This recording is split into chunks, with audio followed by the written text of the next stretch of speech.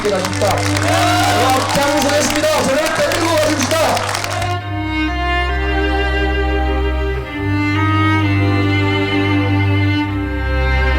이 인사가 파격적인 것이 아니라 그것을 파격적으로 보는 시각이 타성해져 있다고 생각합니다. 제가 그 서열주의를 존중할 의무는 없습니다. 존중하지 않는다는 뜻입니다.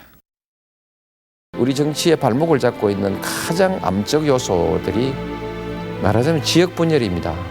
이걸 한번 극복하고 바로잡아 보고 싶었던 것이 제 정치적 목표거든요. 창조해 나가겠습니다. 노무현이 왔습니다. 싱싱한 노무현이 왔습니다. 노무현.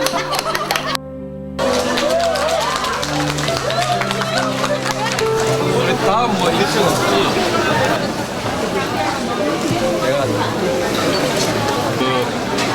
그래서 그런 애로사항을 이럴 때 말씀을 올려야 그런 말씀을 좀 올려. 그리 합시다. 예. 아, 그 좋은 말. 나는 오늘 소주를 한 잔 먹자 하려 했는데.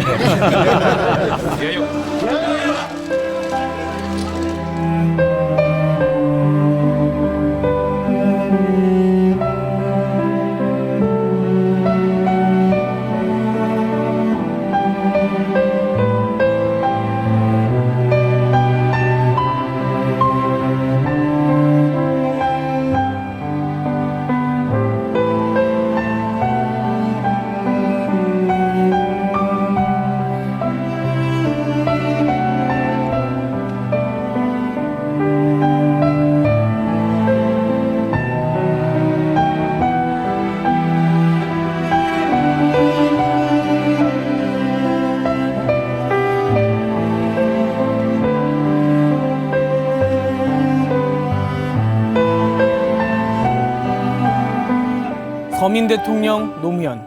지난 주말 노무현 전 대통령의 뜻밖의 서거에 온 국민이 충격에 빠졌습니다. 고향 봉하마을을 비롯해서 전국 곳곳에 마련된 분향소에 애도의 행렬이 끊이질 않고 있는데요. 그 현장부터 함께 가보시겠습니다.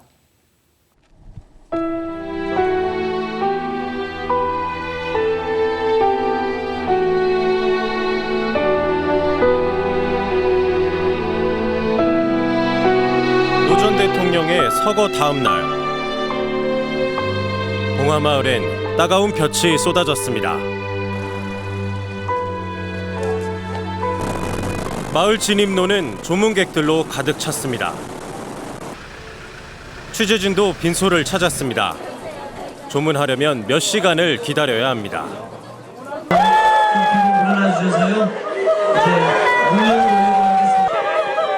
노 전 대통령은 너무 슬퍼하지 말라는 유서를 남겼지만 이걸 지키기는 힘든 일입니다. 가시는 길에 이렇게 화장실 옆에 있어 너무 마음 아파요. 종봉하셨으면 좋겠어요. 5월 23일 눌둔날이었어요. 학교에서 자습을 하다가 갑자기 인터넷에 긴급 속보로 떠오른 대통령님의 충격적인 소식을 보고 갑자기 눈물이 울컥 났습니다. 아들 건호 씨는 힘 닿는 데까지 빈소를 지켰고 노건평 씨는 잠시 수의를 벗고 마을을 찾아왔습니다. 권양숙 여사는 입관식에 참석하기 위해 그제 새벽 수척한 얼굴로 집을 나섰습니다. 한때 뜻을 같이 했던 정치인들과 저명 인사의 애도가 잇따랐습니다. 너무나 엄청난 충격 때문에 뭐라고 할 말이 없습니다. 우리 민족의 통일을 위해서 휴전선을 걸어 넘어가가지고 14 공동선언을 일으켜낸 그 업적은 역사에 길이길이 남을 것입니다. 26일까지 70만 명의 시민들이 조문을 다녀가면서 오열하는 소리가 마을을 뒤덮었습니다. 하지만 여권 인사들은 마을에 발을 들여놓지 못했습니다. 현 정권의 표적 수사 때문에 불행한 일이 벌어졌다는 불만이 터져나온 겁니다.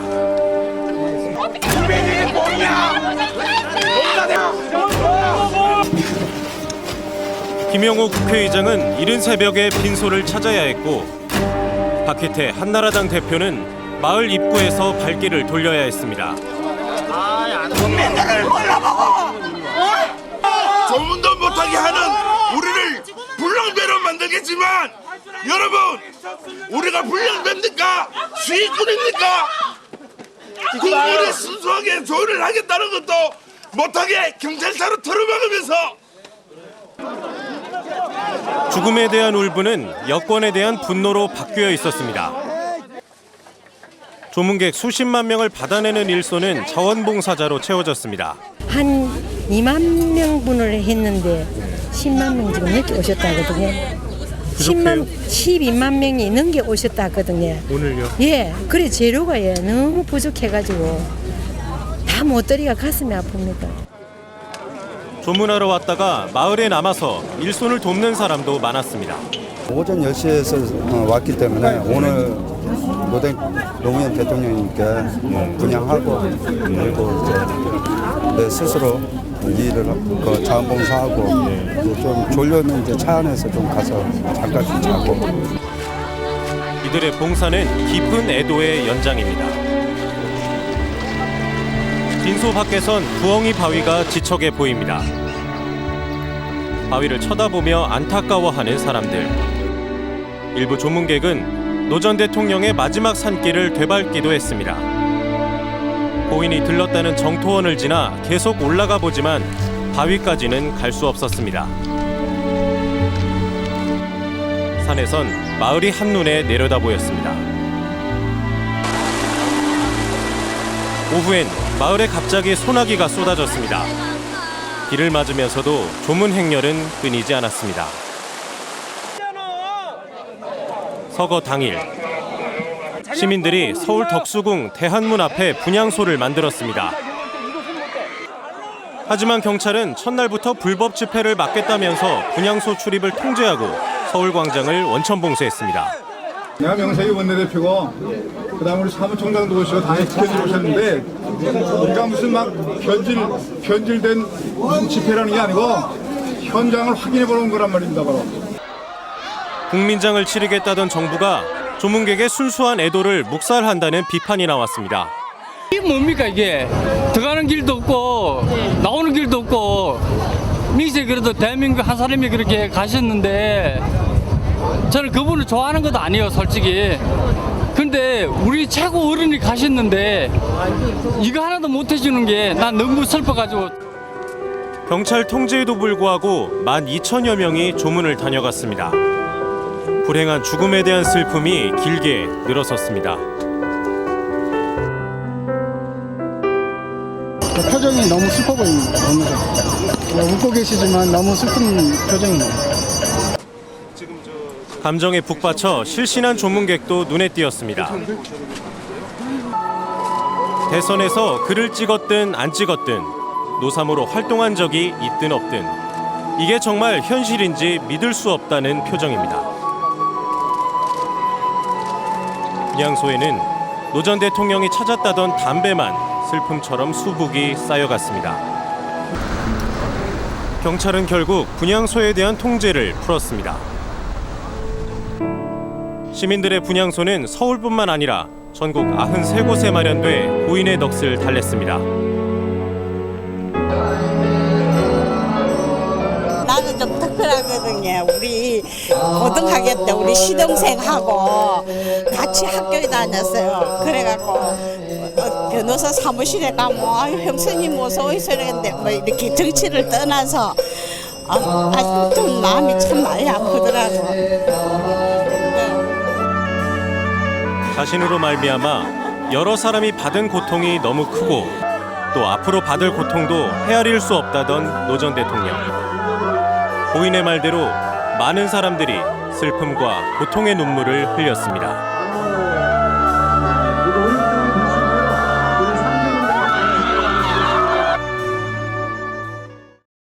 노무현 전 대통령은 퇴임 후에 고향에 내려가서 농사를 지으며 살고 싶다는 뜻을 오랫동안 밝혀왔습니다.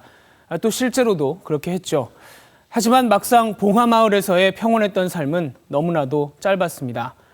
노 전 대통령의 귀향부터 서거까지 그 마지막 여정을 따라가 봤습니다. 특히 지난 5년간 수고하신 노무현 대통령께 여러분 박수로 한번 격려해 주시기 바랍니다.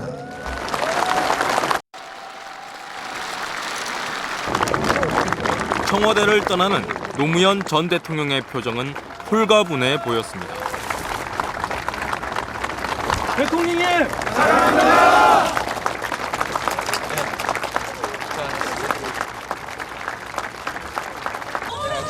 서울을 등지고 고향으로 가는 열차에 오르면서 앞으로는 보통 사람의 삶을 살고 싶다고 말합니다. 가급적이면 그게 이제 현실적으로 정치 쟁점 같은 이런 데 부닥치지 않게 나도 이제 그걸 주의해야지요. 대답 잘못하면 맨날 현실에 끼어드는 그런 결과가 될 것 같아서 그거는 이제 피해야죠. 피하고. 제가 오늘 딱 말 놓고 하고 싶은 얘기 한마디 하겠습니다. 야, 기분 좋다!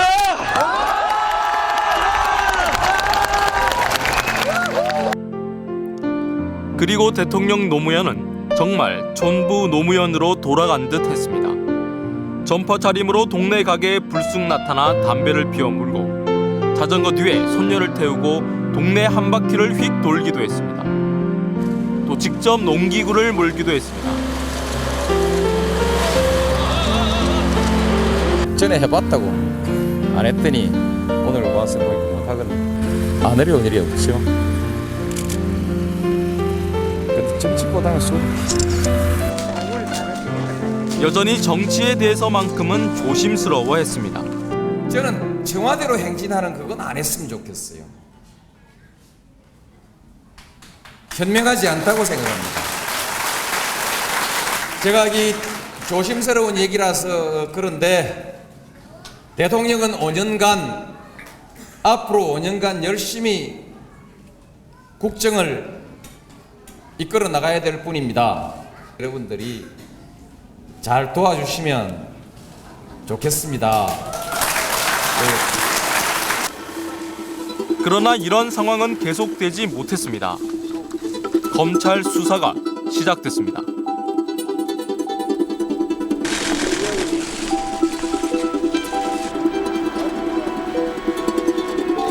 지난 겨울 노 전 대통령은 봉화마을을 찾은 사람들에게 봄에 보자는 마지막 인사를 남기고 긴 치과에 들어갑니다. 취재진은 당시 노 전 대통령을 만났던 한 측근의 이야기를 들을 수 있었습니다. 노건평 씨 구속 일주일 뒤 문안 인사를 갔습니다. 그런데 저한테 절대 정치를 하지 말라고 3시간 동안이나 말하시더군요. 정치 때문에 가족을 돌보지 못하고 가족들도 하고 싶은 일 못하고 주위 사람들에게 고통만 준 것 같다고 말입니다. 자괴감이 너무 심해 보였습니다. 이 측근은 정치를 하지 말라는 노 전 대통령의 태도가 너무나 강경해서 당혹스러울 정도였다고 말했습니다. 그래도 의미 있는 일 많이 하셨다고 말씀드렸는데 다 부질없더라. 무슨 의미가 있나. 내가 잃었든 못 잃었든 다 똑같다고 하셨습니다. 옆에 있던 권 여사는 간간히 한숨만 쉬셨습니다. 하지만 그것으로 끝이 아니었습니다. 검찰 수사는 이미 노 전 대통령을 정조준하고 있었습니다. 3월 4일, 이때는 측근들이 본격적으로 검찰에 소환되기 전이었지만 이때 노 전 대통령이 쓴 글은 마치 앞으로 일어날 일을 예견하고 있는 듯 했습니다. 정치는 얻을 수 있는 것에 비해 잃어야 하는 것이 너무 크다. 만약 권세나 명성을 쫓아 정치를 한다면 쏟아야 하는 노력과 감수할 부담에 비해 권세와 명성은 실속이 없고 너무 짧다. 가치를 위해 뛰어들었다고 해도 이룬 결과가 생각보다 보잘것없다는 것을 발견하게 될 것이다. 그럼에도 모든 것을 정치에 바쳐야 하는 정치인에게 가족들의 사생활이 보호받을 수 없다는 것은 치명적인 고통이다. 가진 것 중에서 정치에 바치지 않은 것이 아무것도 없다는 것을 알게 될 것이다. 정치인을 위한 변명으로 쓴 글이라고 했지만 바로 자신의 이야기였습니다. 보름 뒤 노 전 대통령의 측근들이 줄줄이 불려 들어가기 시작했습니다. 또 그의 조카 사위와 아들, 그리고 부인 권 여사가 검찰의 조사를 받습니다. 또 정상문 전 비서관이 청와대 특수활동비를 횡령했다는 혐의로 결국 구속됩니다. 정말 대단히 노무현 대통령께 죄송스럽습니다. 전 대통령한테 전달된 게 맞나요? 전혀 모르는 사항입니다. 그러나 이 일은 노 전 대통령에게 결정타가 됐습니다. 다음 날 그는 이제 홈페이지를 닫을 때가 됐다며 마지막 글을 올립니다. 나는 몰랐다고 말하는 게 자신을 초라하게 할 줄은 알았지만 사실이라도 지키기 위해 검찰과 언론의 추측에 반박도 했다. 그러나 더 이상 말을 할 면목이 없다고 털어놓습니다. 더 이상 노무현은 여러분이 추구하는 가치의 상징이 될 수 없다. 여러분은 저를 버리셔야 한다고 참담한 마음을 토로합니다. 이어 자신에게는 이제 사법 절차 하나만 남아있다고 밝힙니다. 그리고 4월의 마지막 날, 노 전 대통령은 검찰에 출두했습니다. 국민 여러분께 면목이 없습니다. 실망시켜드려서 죄송합니다. 가서 잘 다녀오겠습니다. 국민께 면목 없다고 말씀하셨습니까? 면목 없는 일이지. 신경을 좀 말씀해 주시죠. 다음에 하시오. 소환 나흘 뒤 대검 중수부가 검찰총장에게 수사 결과까지 보고하면서 이제 검찰이 불구속 수사냐 구속 수사냐를 결정한 뒤 법원의 판단을 받는 수순만이 남은 것처럼 보였습니다. 그러나 소환 20여일이 지나도록 구속 여부 결정은 계속 미뤄집니다. 대신 딸 정연 씨 부부가 검찰에 불려가고 권양숙 여사 재소환 계획이 발표되고 고급 시계를 버렸다는 등의 이야기가 계속 흘러나왔습니다. 이번 사건 같은 경우는 특수수사의 원칙이 관철되었는가 좀 의문이 있습니다.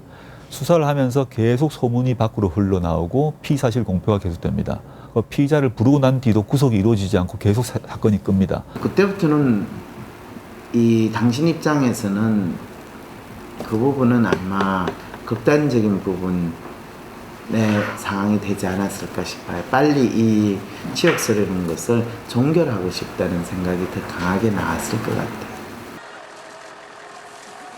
소환 조사를 마치고 돌아온 뒤부터 노 전 대통령은 식사도 줄고 말수도 적어졌다고 알려졌습니다. 3일 전에 내가 통닭을 두 마리 여사님 내가 통닭을 두 마리 데려갈게요. 술 한잔 합시다.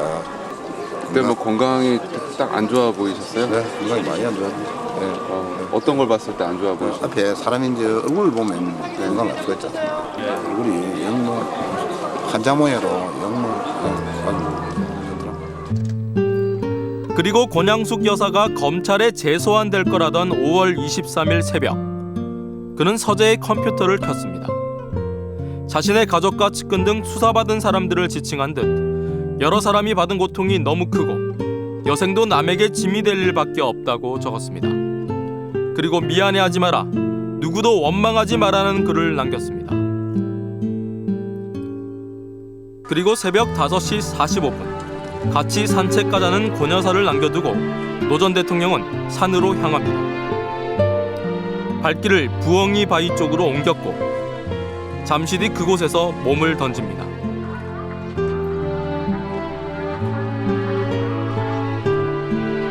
평범한 생활로 돌아가고 싶다는 그의 바람과는 달리 퇴임 후에도 현실 정치는 단 몇 발자국도 그의 삶에서 떨어지려고 하지 않았습니다.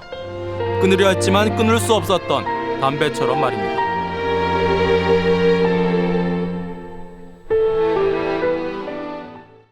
인권 변호사에서 청문회 스타 그리고 대통령까지 노무현 전 대통령의 정치 인생은 끝없는 도전의 연속이었습니다. 노무현 전 대통령의 굴곡 많았던 정치 역정을 되돌아봤습니다.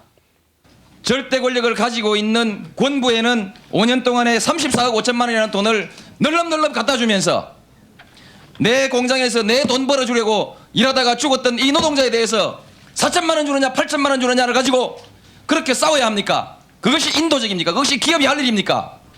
답변하십시오. 지난 1988년 말 50비리 국회 청문회장, 초선 의원에 불과했던 노무현 전 대통령은 정연한 논리와 거침없는 언변으로 이른바 청문회 스타로 떠올랐습니다.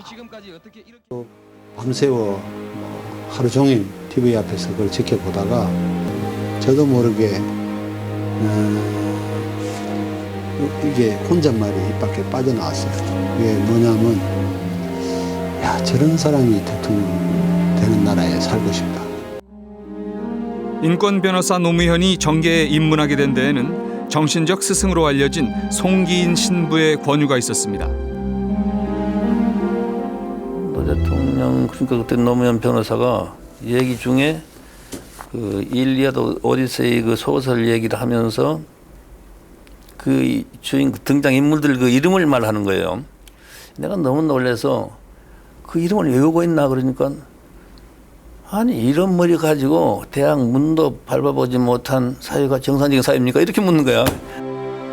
그의 정면 승부 성향은 50 실세 허삼수 후보와의 첫 선거전에서도 고스란히 드러납니다. 허삼수하고 자기 붙으면 자기는 재미있는 선거운동거리가 되겠다는 거예요. 그래서 이제 동구에 출마했는데 당선되리라는 생각 그때 안 했습니다. 본인도 그렇게 생각하고 그 선거운동 그때 이제 소위 그 군사정권을 비판하는 거 그 주역이다 군사정권 그 12.12 등 이제 그러니까 아주 재미있게 선거운동을 했습니다. 그런데 그게 또 당선이 되는 거 있죠. 그러나 1990년 1월에 이루어진 3당 합당. 노 전 대통령은 이를 지역주의와 철새 정치의 전형이라며 자신의 정치적 보스였던 김영삼 전 대통령과도 결별하게 됩니다.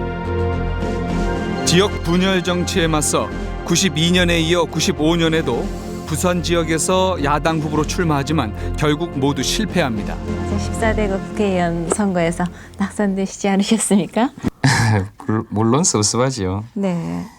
그러나 세상 일이 다 마음대로 되는 것만 있나요? 네.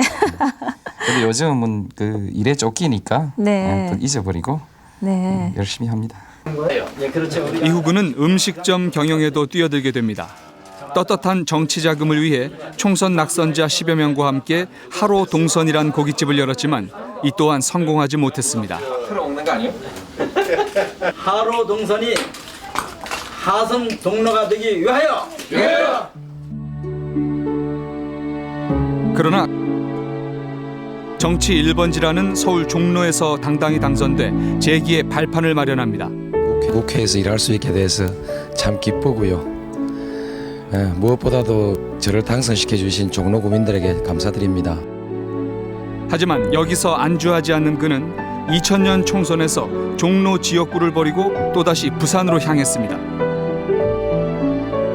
사자도 살아서 돌아온 놈은 키워준다고 하니까 저 노무현이도 이제 살아서 돌아왔으니까 부산서 책임지고 키워주실 거 아닙니까? 또다시 낙선의 고백. 그러나 선거가 끝난 2달 뒤 예상치 못한 일이 생겼습니다. 원칙의 정치인 노무현을 돕겠다며 30, 40대 네티즌들이 중심이 돼 최초의 정치 팬클럽인 노사모가 결성됐습니다. 노 후보의 이 정치적인 꿈, 말하자면은 그 동서통합이라든지 이런 것이 이루어진다면은 저는 뭐든지 다 내놓습니다. 15년간 그렇게 살아왔고요. 노무현의 정치 행보가 사람들의 마음을 움직이기 시작했고 2002년 4월 이인재 후보를 꺾으면서 민주당의 대선 후보로 선출됩니다.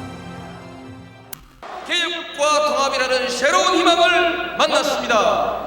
그 희망을 현실로 만드는 일이 우리 앞에 놓여 있습니다. 새로운 나라를 만드는 일입니다. 여러분 함께 하십시다.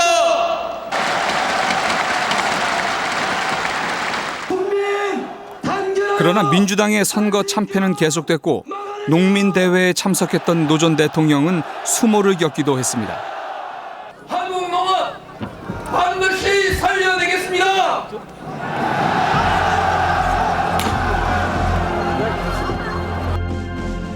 하지만 이때부터 그의 승부사적 기질이 유감없이 발휘됩니다.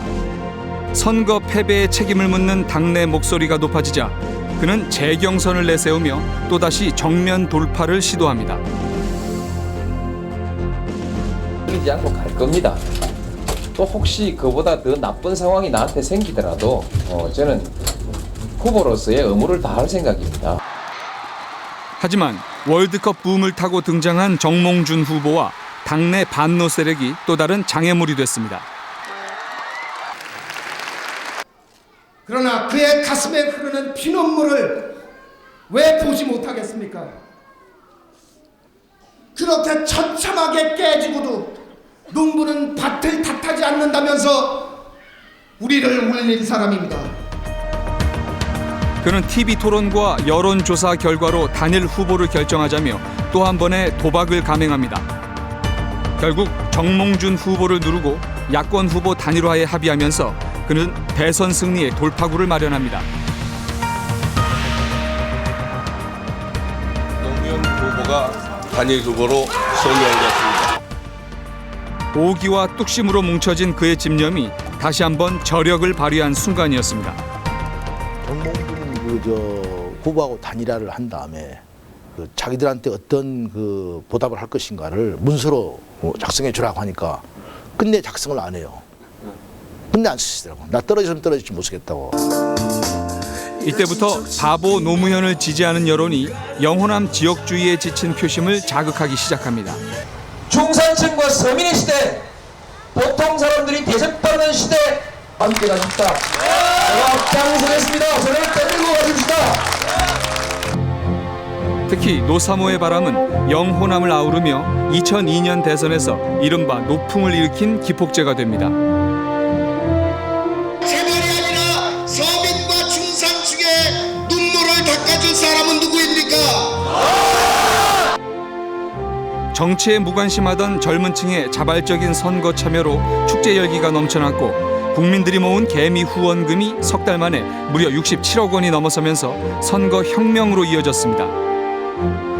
내가 정치를 바꾼다 이렇게 생각했는데 보니까 국민들이 정치를 바꾸고 있거든요.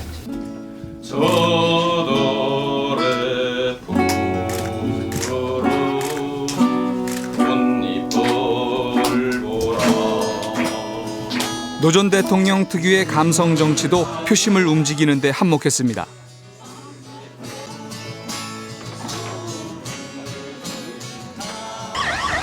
대통령 선거 전날 새벽 국민통합 20일에 정몽준 후보가 후보 단일화를 철회하는 절체절명의 마지막 위기 속에서도 그의 승부수가 다시 발휘됩니다. 8. 국민은 어느 후보를 선택했나?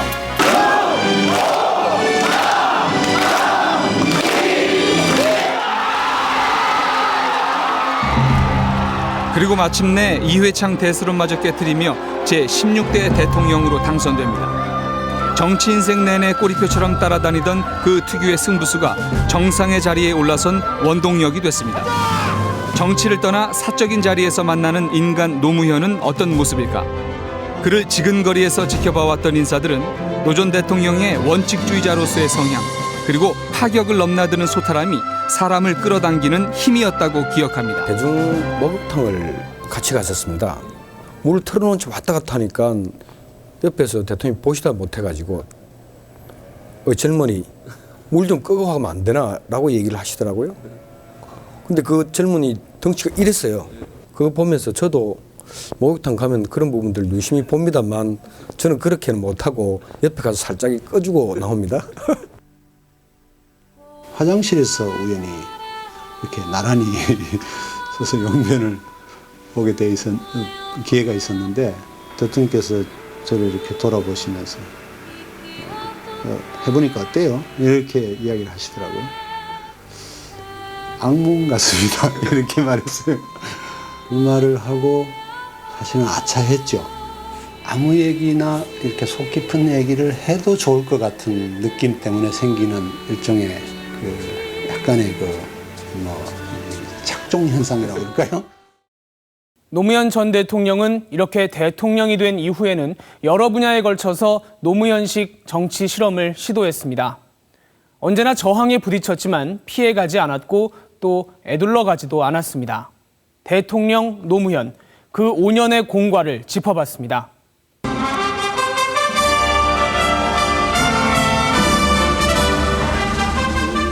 대통령으로서의 직책을 성실히 수행할 것을 국민 앞에 엄숙히 선서합니다. 노무현 전 대통령의 취임 첫 해, 그는 우리 사회의 뿌리 깊은 권위주의와 서열주의부터 뒤흔들었습니다. 참여정부의 첫 장관으로 이장과 군수를 지낸 김두관 행정자치부 장관과 40대 여성 변호사 출신의 강금실 법무부 장관을 전격 기용한 겁니다. 강 장관은 당시 검찰총장보다 사법고시 기수가 11기나 낮았습니다. 제 이번 이 인사가 파격적인 것이 아니라 그것을 파격적으로 보는 시각이 타성해져 있다고 생각합니다. 제가 그 서열주의를 존중할 의무는 없습니다. 그럴 이유는 없습니다. 존중하지 않는다는 뜻입니다. 강 장관의 임명을 놓고 검찰의 불만이 수그러들지 않자 TV로 생중계되는 검사와의 대화를 여는 등 파격 행보를 이어갔습니다. 분위기가 격해지면서 아슬아슬한 말들이 긴장감을 고조시키기도 했습니다. 대통령에 취임하시기 전에 부산 동부지청장에게 청탁 전화를 하신 적이 있습니다. 이쯤 가면 막 하자는 거죠. 우선 일이 되면 양보 없는 토론을 할 수밖에 없습니다. 청탁 전화 아니었습니다. 이후 노 전 대통령은 검찰을 권력으로부터 해방시키겠다고 선언했습니다. 검찰과 함께 권력의 오른팔로 부리던 국세청과 국가정보원도 마찬가지였습니다. 업무에 관한 구체적인 지시를 하신 일은 제가 재임하는 동안에는 거의 없었습니다. 그러니까 이 국정원의 독자성을 그만치 보장을 해주시면서 또는 정보기관의 이 어떤 그 정치적 이용성 이런 것을 철저히 경계하셨다. 권위주의를 타파하겠다는 노 전 대통령의 의지는 청와대 업무에도 큰 변화를 가져왔습니다. 우선 회의에 들어오셨을 때 인사를 대통령께서 먼저 하시는 거 그런 것도 하나 중요한 예가 아닌가 싶고요. 그리고 과거처럼 이렇게 그 독대, 소위 그 소수의 사람에게서만 보고를 받고 결정을 하는 이런 것들이 거의 없고. 2003년 하반기 검찰의 대선 자금 수사가 시작됐습니다. 검찰의 칼날은 여야를 가리지 않았습니다. 한나라당은 찻대기 정당이라는 오명을 얻었고 노 전 대통령은 측근인 최도술, 안희정 씨가 구속됐습니다. 그는 당시에도 측근들의 잘못에 대해 자신이 책임을 지겠다고 나섰습니다. 이와 같은 불미스러운 일이 생긴 데 대해서 국민 여러분들께 깊이 사죄드립니다. 아울러서 책임을 지려고 합니다. 여러 가지 국민들의 불신에 대해서 국민들에게 제 신임을 묻겠습니다. 그러나 재신임 카드는 정치권의 반대와 헌법상의 문제로 무산되고 맙니다. 한나라당 등 야당은 그를 더욱 몰아붙였습니다. 2004년 3월 12일 야당들은 결국 노 전 대통령에 대해 선거 개입과 측근 비리 등의 이유로 탄핵 소추안을 의결합니다. 다 193표, 부 2표, 대통령 노무현 탄핵 소추안은 선포합니다.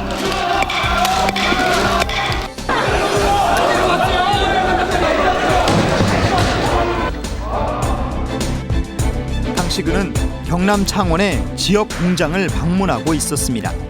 결코 좌절하지 않겠습니다. 포기하지 않겠습니다. 오늘 여러분들이 바라보면서 겪고 있는 이 고통, 현장에서 실제로 제가 겪고 있는 이 고통 하나하나가 결코 헛되지 않도록 반드시 노력해서 반드시 변화와 개혁을 성공시켜 내겠습니다. 여러분 감사합니다. 두 달여 뒤 정치적으로 그를 살려낸 것은 헌법재판소였습니다.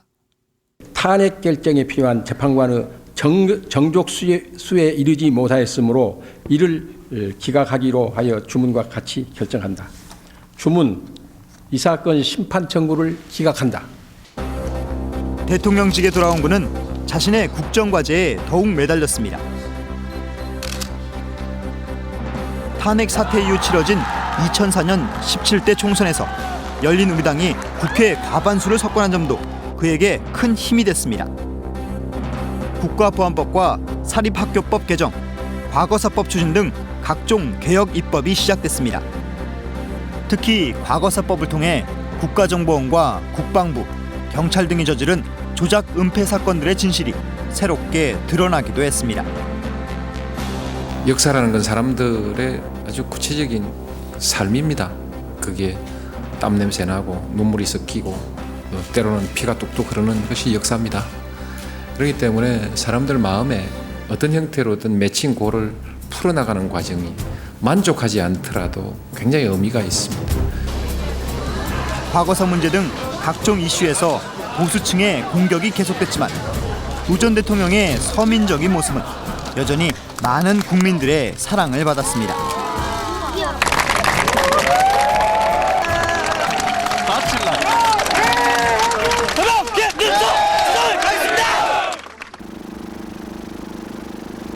그런데 2005년 이후 그의 부동산 정책이 시작되면서 서민들의 마음은 조금씩 흔들리기 시작했습니다. 당초 노 전 대통령의 목표는 고가주택 소유자들과 부동산 자산가들이었습니다. 그는 이들에게 종합부동산세 등 높은 세금을 부과했습니다. 대통령이 강남 사람들한테 무슨 유감이 있는 거 아닌가? 결코 그렇지 않습니다. 강남 사람 돈 버는 것이 배가 아파서 그런 것이 아니고 부동산에 거품 들어갔다가 그 거품 꺼질 때 편안했던 경제가 없지 않습니까? 그런데 문제는 부동산 세금을 올려 집값을 잡겠다는 정책이 일반 국민들에게도 큰 부담이 됐던 것입니다. 그는 직접 해명에 나섰지만 서민들의 불만은 쉽게 가라앉지 않았습니다. 전 봉급자들이 지금 골기할 것만 같은 생각이 드는데 겁이 나요. 어디 갔다가 이게 돌 맞는 거 아닌가 싶고 겁이 나는데 내 소득이 상위 20% 아니다 하거든. 일단 조금 한숨 돌리고 좀 봐주시고요. 위대한 비판으로 대외 정책에서도 그는 자신의 지지자들과 보수층 모두에서 비난을 받았습니다. 우선 지난 47년간 미국이 갖고 있던 한반도 전시작전 통제권을 우리 군이 돌려받도록 한 겁니다. 안보 불안을 이유로 원로 군 장성들의 반대 성명이 이어졌지만 그는 자신의 뜻을 굽히지 않았습니다. 미국한테 매달려가지고 바지가랑이 매달려가지고 미국 엉덩이 뒤에서 숨어가지고 형님 백만 믿겠다. 이게 자주국가의 국민들의 안보의식일 수가 있겠습니까? 그래서 작동권 회수하면 안 된다고 줄줄이 모여가가지고 성명 내고 자기들의 직무유기 아닙니까?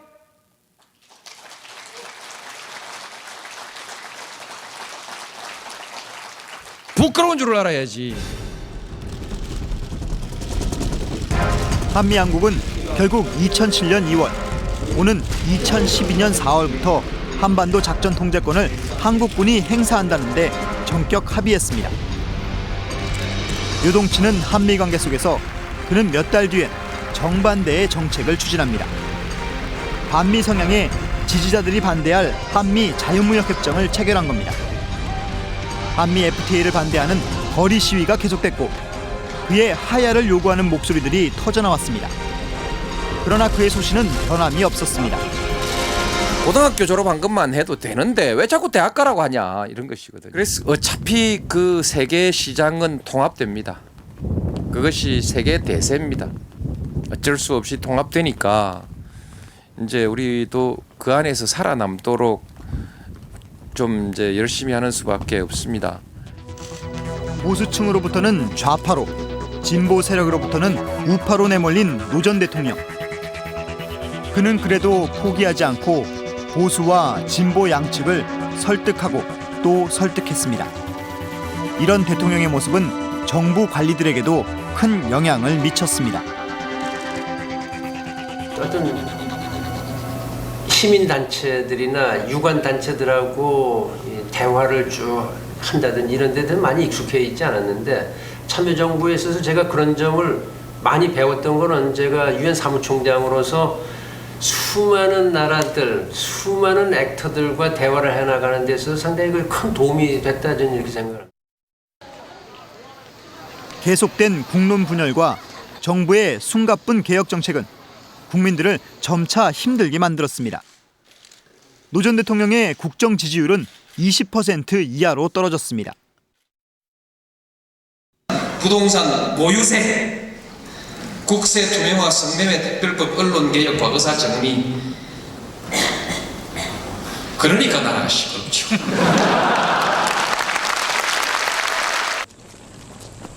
제2차 남북 정상회담 발표는 이런 상황에서 이루어졌습니다. 2007년 10월 그는 걸어서 군사분계선을 넘었습니다.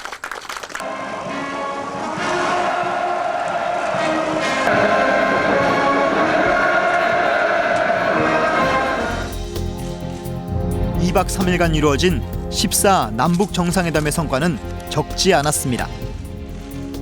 두 차례 군사 충돌을 빚은 서해에 평화협력 특별지대를 설치하는 것을 포함해 해주 경제특구와 조선협력단지 건설, 그리고 한강하구 공동이용 등에도 전격 합의한 겁니다. 남북 경제 공동체로 나아가는 전 단계로서 전면적인 경제 협력 관계를 선언한 것이다. 그렇게 보고 있습니다.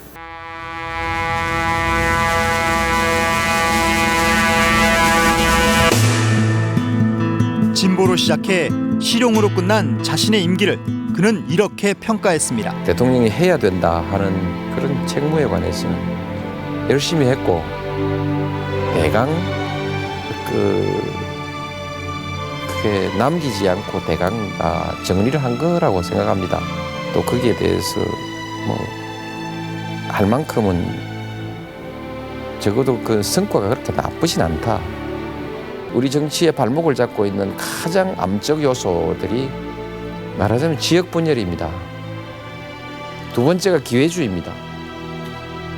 이걸 한번 극복하고 바로잡아 보고 싶었던 것이 제 정치적 목표거든요.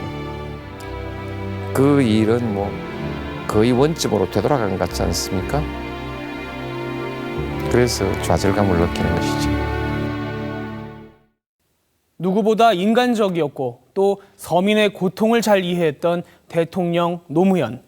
그래서 그는 서민 대통령이기를 원했습니다. 서민 대통령으로서 노무현 전 대통령이 이루고자 했던 꿈은 무엇이었을까요?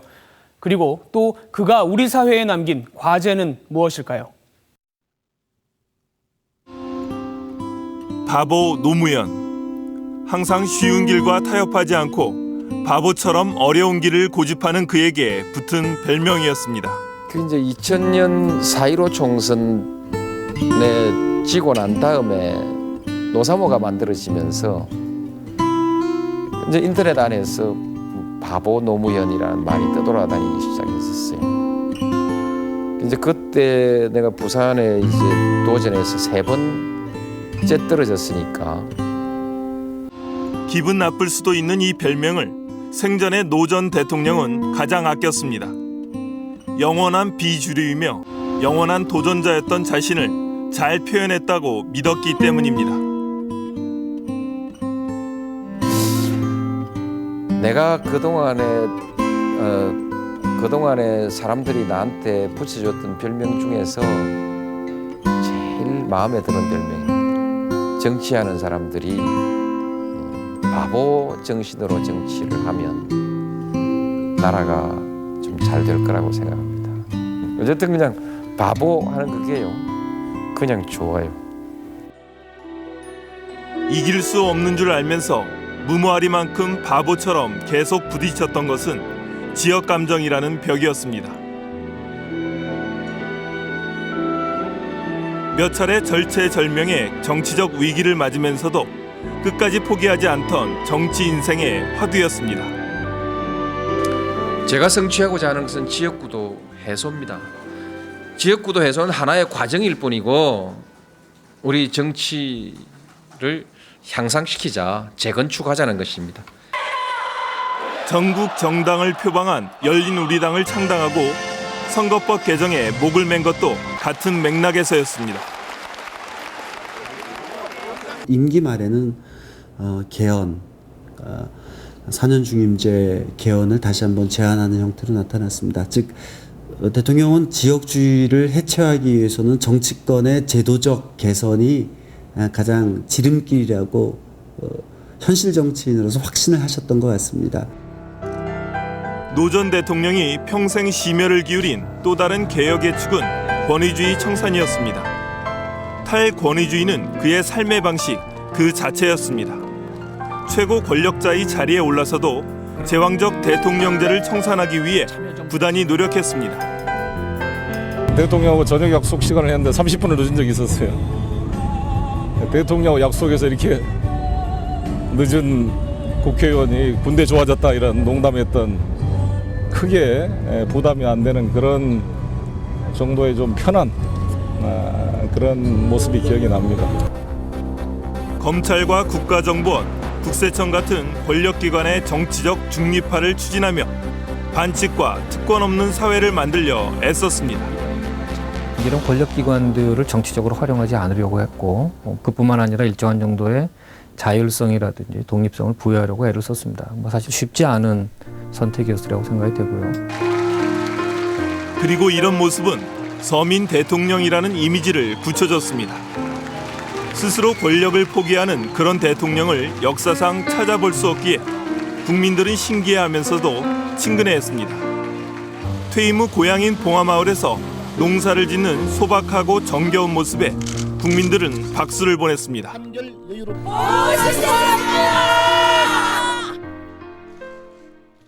그러나 그의 도전들은 재임 기간 중 대부분 한계에 부딪혀 미완성인 채로 남았습니다. 지역주의를 깨겠다는 꿈은 그가 만들었던 열린우리당의 해체처럼 신기루처럼 사라졌습니다.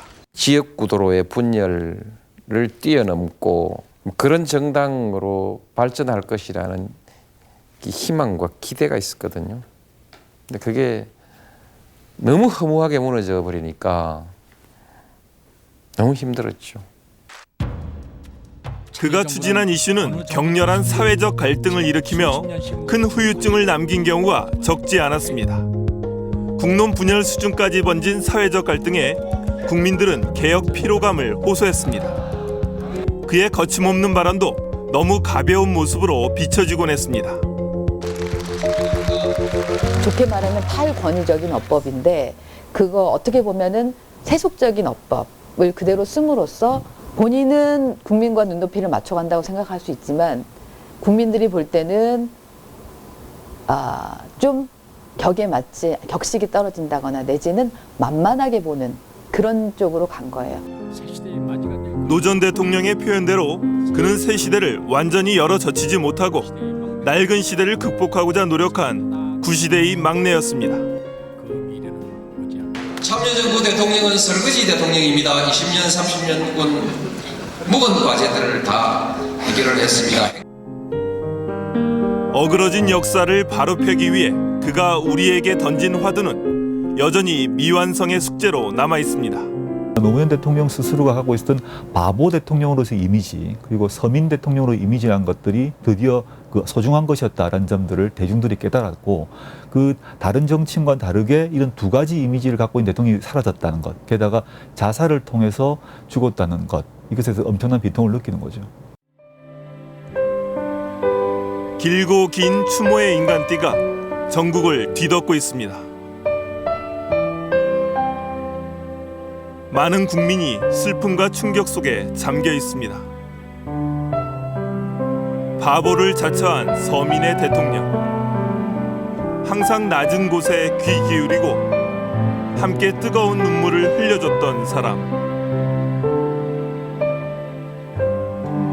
우직하게 험한 길만 고집한 정치인. 역사적 평가를 뒤로한 채 불꽃 같은 삶을 마감했습니다. 순수하고 따뜻했던 인간 노무현을 국민들은 아쉽게 떠나보내고 있습니다.